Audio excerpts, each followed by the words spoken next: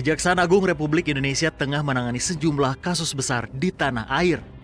Salah satunya menangani kasus korupsi tata kelola minyak mentah dan produk kilang di lingkungan PT Pertamina Persero. Ada juga kasus lainnya yaitu perkara korupsi pemberian kredit bank ke PT Sritex Tbk. Sementara beberapa waktu lalu, Kejaksaan Agung mengungkap kasus dugaan korupsi pengadaan laptop berbasis Chromebook Kemendikbudristek. Saya siap bekerja sama dan mendukung aparat penegak hukum. Saya tidak pernah menoleransi praktik korupsi dalam bentuk apapun. Kejagung pun sempat menggeledah sejumlah kediaman ex-staf Susmendikbudristek Nadiem Makarim. Di sisi lain, dalam upaya penegakan hukum yang dilakukan oleh Kejaksaan Agung, terjadi pembacokan pegawai Kejagung di Pengasinan, Sawangan, Depok, Jawa Barat. DSK yang menjabat sebagai kasih perangkat keras dan jaringan jadi korban dalam insiden yang terjadi pada Sabtu 24 Mei 2025. Tak hanya di Depok, Jaksa Fungsional Kejaksaan Negeri Deli Serdang John Wesley Sinaga dan seorang ASN Asensio Silvano Hutawera juga jadi korban pembacokan saat berada di perkebunan sawit miliknya di Kabupaten Serdang Bedagai, Sumatera Utara. Adapun yang juga jadi sorotan heboh, yakni terkait pengakuan Jaksa Agung ST Burhanuddin yang pernah ditawari suap senilai 2 triliun rupiah. Meski begitu, orang nomor 1 di Kejaksaan RI itu tak goyah dan tetap melakukan langkah terbaiknya dalam menangani berbagai kasus.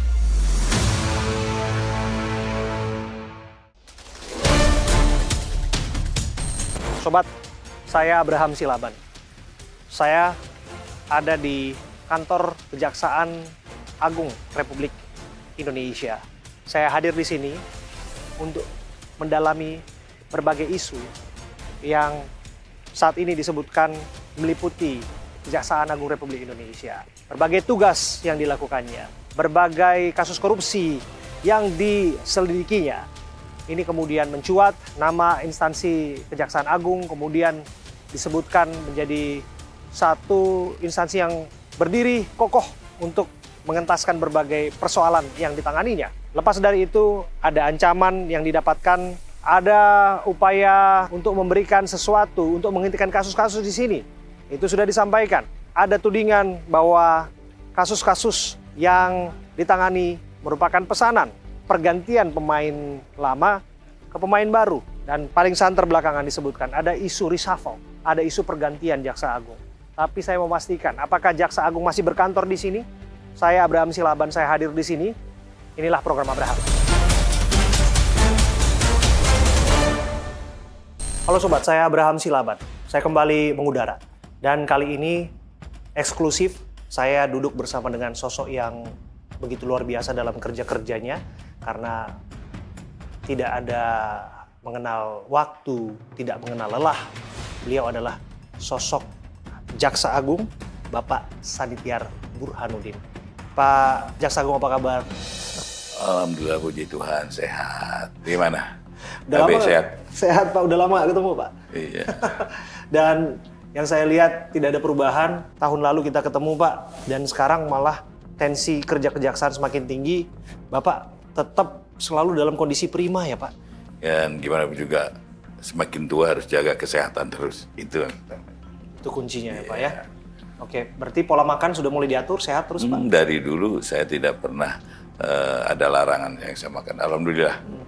Karena mungkin dirawat dari awal. Yeah. Saya dari dulu biasa merawat diri untuk kesehatan, jadinya alhamdulillah selalu prima. Oke, nah kalau bicara soal kesibukan, tensinya lebih tinggi mana Pak? Di periode dengan Pak Prabowo sebagai presiden atau Tensinya, Pak Jokowi sebagai presiden kala itu? Tensinya agak ngegas sekarang. Sekarang ya Pak? Ya, karena mungkin pola gaya kepemimpinan aja lah. Waktu itu kan beliau halus itu.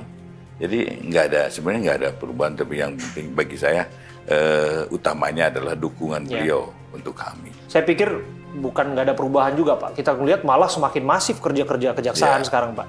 Salah satu buktinya Pak, kita itu harus melayani konvers ataupun rilis kasus kejaksaan itu jam 11 malam Pak. Bahkan ada yang jam 2 pagi juga Pak. Ya, ini nggak berhenti Pak, secara terus-menerus Pak. Apa yang terjadi di sana Pak? jadi volume peningkatan pekerjaan yang terus kita pacu, dan tentunya kami selalu ingatkan pada teman-teman khususnya di Pitsus untuk kita harus mengimbangi apa yang kita dikerjakan oleh pimpinan kita, presiden begitu mempunyai satu keinginan bahwa negara ini lebih bersih lagi. Dan dalam beberapa kesempatan Bapak menyampaikan itu ya Pak ya, menyampaikan betapa kemudian kerja sebagai aparat penegak hukum harus dilakukan dengan cara yang bersih. Iya, betul. Bapak sempat cerita juga, Bapak pernah ditawarin 2 triliun untuk menghentikan kasus, Bapak tolak mentah-mentah. Betul. Jangan-jangan ada yang lebihin sekarang, Pak? 2 Enggak. triliun ditolak, ditambah 4 triliun. Mungkin lihat tampang saya, terus ada berita-berita, dia mungkin orang lebih takut lagi. Takut tampangnya aja kan. Iya betul Pak, bukan hanya tampangnya Pak, institusinya Pak. Makin kesini makin galak Pak kelihatannya Pak. Di mana-mana ditangani kasus, ya bukan hanya yang kaitan dengan korupsi ya Pak ya. Mungkin semakin galak tapi semakin humanis utamanya. Mungkin galak bagi para pelaku kejahatan, tapi humanis untuk bagaimana menjawab tantangan masyarakat bahwa hukum masih ada, bahwa keadilan itu masih ada, itu yang utamanya. Nanti kalau begitu judul wawancara ini bisa kita buat Pak Jaksa Agung berkumis yang humanis. Pak, bicara soal humanis lain sebagainya Pak. Ini bicara soal tadi Pak. Sebaik-baiknya kita seorang manusia, pasti juga ada saja godaan. Kalau Bapak tadi disebutkan, oke, saya akan mulai dari godaan itu. Bapak sebut, Bapak ditawarin 2 triliun, bukan langsung ke Bapak, tapi lewat perantara, lewat anak buah Bapak. Bapak tolak. Bukan.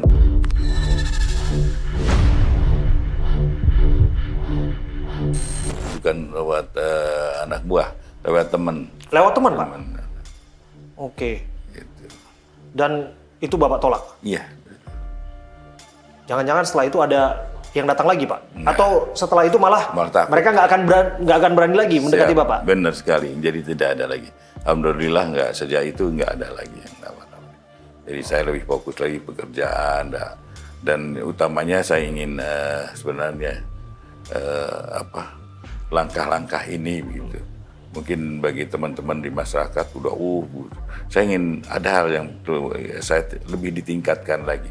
Karena begini, korupsi ini sekarang kan udah merambahnya ke daerah, bukan di pusat. Ini ada kesenjangan antara penindakan yang dilakukan oleh Kejaksaan Agung dan penindakan yang dilakukan oleh teman-teman kita di daerah, anggota saya di daerah. Itu belum seimbang dengan apa yang dilakukan di Kejaksaan Agung. Dan ini yang saya pacu, saya tekankan bahwa di daerah itu bohong kalau tidak ada korupsi. Jadi kalau nanti kejaksaan tidak mengungkap, saya bilang, kalau Kajari tidak mengungkap, atau Kejaksaan Tinggi tidak mengungkap penanganan perkara korupsi, saya akan copot.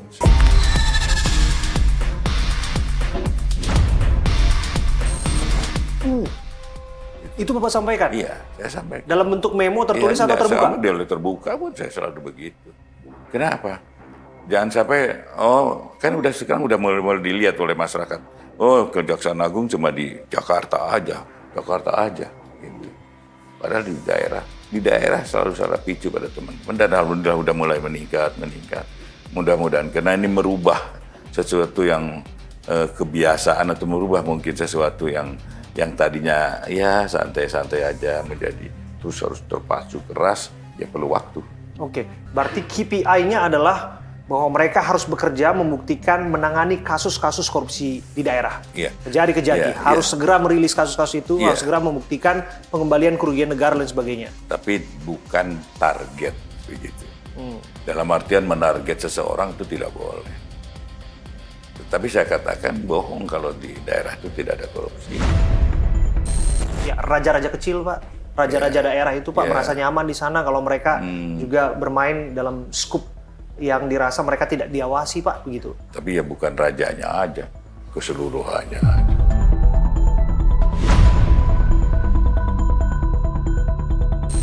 Begini Pak, kalau tugas itu sudah disampaikan, dan kita sudah mengetahui betul bagaimana komitmen Pak Burhanuddin untuk memastikan bahwa menolak yang kaitannya dengan upaya gratifikasi, upaya memberikan sesuatu, mengiming-imingi sesuatu untuk menghentikan kasus dan sebagainya. Bapak membuktikan integritas itu. Perintah sudah disampaikan, tapi bagaimana dengan bawahan Bapak? Apakah mereka juga memiliki prinsip yang sama, Pak? Integritas yang sama, tahan terhadap godaan-godaan, suap dan lain sebagainya, Pak? Saya juga mengakui masih ada di daerah itu yang nakal, jaksa yang nakal itu pasti ada. Oknum ya, Pak? Ya, oknum. Boleh katakan oknum apapun dah. Tapi masih ada sih, saya akui. Tetapi kan kita bina.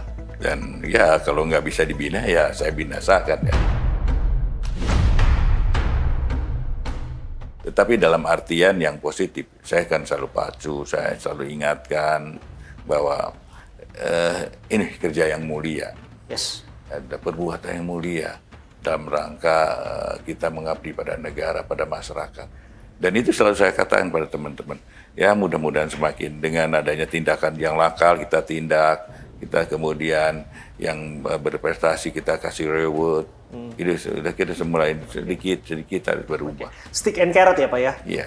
Oke, jadi kira-kira untuk punishment-nya Pak, bagi mereka-mereka yang menyelewengkan jabatan Pak, bagi mereka-mereka yang dalam tanda kutip eksesif lah, atau mereka-mereka yang merasa bahwa mereka memegang komando, mereka memegang kekuasaan, tapi bukan untuk penegakan hukum semata-mata soal itu, tapi balik lagi memperkaya dirinya sendiri itu Pak. Iya, kita lihat sebenarnya tahun 2024 itu ada sekitar 6 pejabat, ya, itu yang saya basukan ke pidana. Kita pidanakan, Kemudian yang kita copot jabatannya itu juga ada.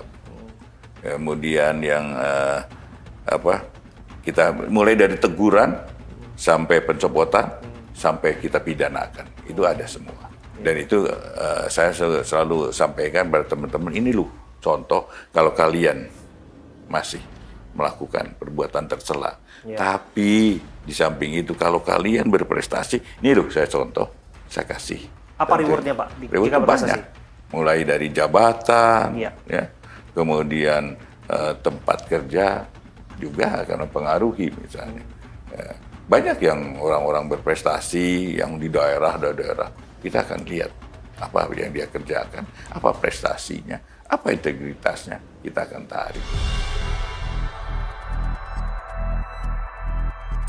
Yang harus terus didorong tentu saja, bagaimana memastikan bahwa kerja-kerja aparat ini selaras dengan apa yang dikomandoi oleh pimpinan tertingginya Pak. Kan komando Jaksa Agung di tangan Pak Sanitiar Burhanuddin, Komando Kejaksaan Agung, dan pasti anak buah juga akan mengikuti bagaimana prinsip yang dijalankan oleh pimpinannya, begitu ya Pak ya? Iya, dan itu sudah terlembaga dan mendarat pada anak buah Bapak semua. Betul. Gimana pun juga, jadi pimpinan ini harus jadi contoh. Yes. Itu. Jangan nanti kalau pimpinannya mau berbuat curang atau tercela atau apapun, di bawah akan lebih-lebih. Ya, ada pepatah, guru kencing berdiri, murid kencing berlari. Gitu. Nanti berdiri,